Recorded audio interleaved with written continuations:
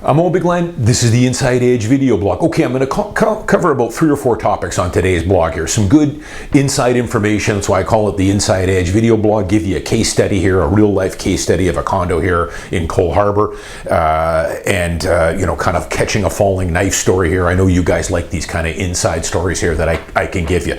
So first things first. This story, this is a cautionary tale to sellers right now in the market we've been in the last 18 months. It's a tough market. Things are selling, but most of my sales are a real grind. Negotiating back and forth. We're not getting the price we were 2 or 3 years ago, that's for sure. Those days for now are gone. They'll return, whether that's next spring or next fall. Markets always go up, down, tread water for a while. Market sentiment gets poor like it is right now with our economy and tariffs and everything else, but it can turn on a dime. Next spring I could see being a fairly strong market. If it wasn't for that tariff threat that came on later this spring, we would have had I think a pretty strong market this year. But time will tell. We'll see. I don't have a crystal ball, and I don't pretend to know exactly where anything is going. But this is a cautionary tale to sellers. This is that old story where sometimes the first offer or maybe an early offer that you get on a home is the best offer. And if you're trying to hold out for maybe an unrealistic price or a price that you could have gotten 3 or 4 years ago that isn't there anymore, it can really come back to bite you. So this one I actually offered on this home. So that's why I'm going to give you a case study, because I've got a lot of inside information on this one that I can give you guys. I'm not going to give you the address, but it is a luxury condo in Cole Harbour. Really nice unit. This one has northwest exposure, right on the seawall, really good strata. I've got clients in this strata and several of the other stratas in the area. So these are the ones I go after. I keep these on a list. So these were some clients of mine. I was working with them back in 2023, had moved out here from Alberta, retiring out here, looking for a waterfront condo.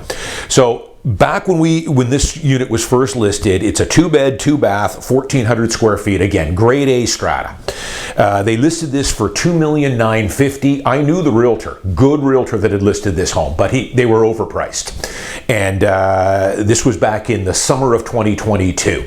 Market was good, but at $3 million, it was overpriced. This systematically got reduced. It got down the following summer, the summer of 2023, it got down to in the 2.6s, $2,650,000 is what they were listed at. I showed it to my buyers. We liked it. We offered on it. We negotiated it back and forth a little bit. We finally came back with a final offer at $2,550,000. No financing clause. It was a cash buyer. The only thing we had on there was 4-day subject removal for me to refresh myself on the docs and get a quick home inspection done. And the seller turned it down. $2,550,000, which I thought was a very good offer. Quick close. We gave them anything they wanted for closing dates. And again, it was a clean deal. No financing. They turned it down. At that time, then we went, a week later, I offered on another unit that they ended up buying. So it turned out fine for my buyers. There was there was a decent amount of selection. So make a long story short, that unit is still on the market. It's now down to $2,299,000. So $250,000 below what I offered them over 2 years ago. And so this is that one step behind the market, unrealistic seller there a little bit. And you don't know at the time. At the time, in summer of 2023, market was pretty decent. Hey, for all they know, the market could have really picked up again and the prices lifted back up, of course. But this is the perils of maybe not, holding out for a price that maybe isn't there and wasn't there and never materialized. So now we're down to, $2,299,000. It's been at this price now for almost 2 months. They're due for another reduction here for sure. This thing might end up selling, if I were to go back after this unit, which I might do later this fall. I have some buyers that we're waiting, just getting the final approval on. and this is in their wheelhouse. So we'll see, maybe later this fall, I just might be looking at this unit again with a buyer, because I know a lot about this unit. I know it's a great unit. It was renovated about 6 years ago. I also think that these sellers are maybe not using this home full time. I'm not too sure, but I have the inkling that they're using this more of a summer home or for their kids a little bit. So probably sitting vacant a little bit as well. But I'm probably going to start at $2 million now on this unit. So that's $550,000 less than what I offered them over 2 years ago. So something to think about there. This is always the perils of, and that blog I did last month on listening to your realtor. Now, I know the realtor that listed this when we offered it, and very good realtor. He instructed them to take that $2,550,000. He said, and as a matter of fact, when they didn't take it, he called me and said, I apologize, Owen. They should have taken it, and I have washed my hands in these sellers. And he terminated the listing shortly thereafter. He told me he was. It stayed off the market for a couple of months, and then it got relisted with a different realtor. But he kind of washed his hands in it. And he is a very good realtor, very experienced. They should have listened to him. But that's the thing, listening to your realtor. Sometimes people always think, it comes down to trust in who you hired as your realtor. Because, of course, there's always that, and it's out there, that realtors want to just make the sale and they don't care. And, hey, as long as they make the sale, they'll tell you anything. And it's true. That's out there. So it all comes down to trust who you're hiring as your realtor, how many condos does that realtor sell, what is his track record and everything else. Well, that realtor had a very good track record, and they should have listened to him. And now, they're probably going to end up leaving $300,000, $400,000 on the table that they could have gotten 2 years prior. We'll see.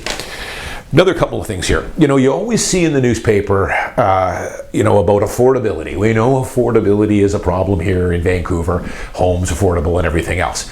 I'm really starting to question that a little bit. I've given you guys a few case studies. I did that one on rented versus owning. I told you about a condo that I just sold in Richmond not long ago. $399, wood frame, really good strata, everything in good order, 640 square feet with parking for $399. 10% down, your mortgage payment, your strata fees, and your property taxes would be about $300 more every month than what it's going to cost you to rent that exact same unit in that strata. It's crazy. As I speak right now, I have a renovated wood frame unit in that same neighborhood, good strata, currently listed for $425, and I'm open to offer. And this was fully renovated 8 years ago. Mint, move-in ready, parking, 635 square feet with 140 square foot balcony. Pretty good value. I've got another one listed right downtown now, 18-year-old strata, concrete with parking for $530. These units were selling at $635 3 years ago. I'm $100,000 below that and way below tax assess on both these. So, guys, I think, I know Bigland, he's always trying to pump the tires on real estate. I'm not. I'm just saying that I think there's some pretty good value out there right now. And as I've seen with an article recently in the Wall Street Journal, because they cover the Canadian economy quite a bit, housing and that kind of stuff. It's a good, unbiased opinion on where we are at in Canada, which isn't good, of course. We're run and managed by morons here. We should be thriving in Canada. I'm not going to get on that rant. We're overtaxed, overregulated, bloated governments. Everyone's on strike. It's a socialism utopia we've got up here in Canada. I don't know if it's ever going to change. We should all be thriving up here with our resources, fresh air, oil and gas reserves, educated workforce. We should be in boom times, but of course we're not. Socialism likes to shrink everything and restrict everything instead of growing everything. So, case in point here, I get these, real estate cards in my mailbox for all the condos I own in Vancouver and Richmond. I saw one recently for one that I own on Beatty Street. It was a notice saying that casino there by the stadiums, they want to add another 300 or 400 more slot machines. That was the notice they were giving me. That's totally socialism right there. Instead of doing anything to grow the economy, encourage business, lower our tax base, make it more accommodating for companies to start businesses and hire people. No, that's not good. Let's add another 400 slot machines so we can gouge people for more taxes off those casinos. That's how we think up here. But, you know, what we've got up here, guys, more and more, it's not so much an affordability, because you've got, again, condos that are under 400 grand that you can buy right now, renovated for in the low 400s. Concrete for, you could probably pick this, I've got it listed for $535. It's open to offer for 18-year-old concrete with parking right downtown. What we have really in Canada right now, and BC, and Vancouver, is more of an income problem. And the Wall Street Journal has been pointing this out. You always see those stats thrown out that Vancouver is some of the most unaffordable real estate in the world. It's the most expensive, they'll say. That's a fake stat, guys. We're not even in the top 20 or 30 for cities with the most expensive real estate in the world. It's not even close. The metric we have here is it's based on the average purchase price, or the cost to service a mortgage on the average home, versus what the average wage is. And our wages here in Canada are not good. They're crap, because we're not a business-friendly city, province, or country. So, you know, we should have more talk about that. It's really more of a income or wage problem, I think, these days, when the average guy in Vancouver is only making $42,000.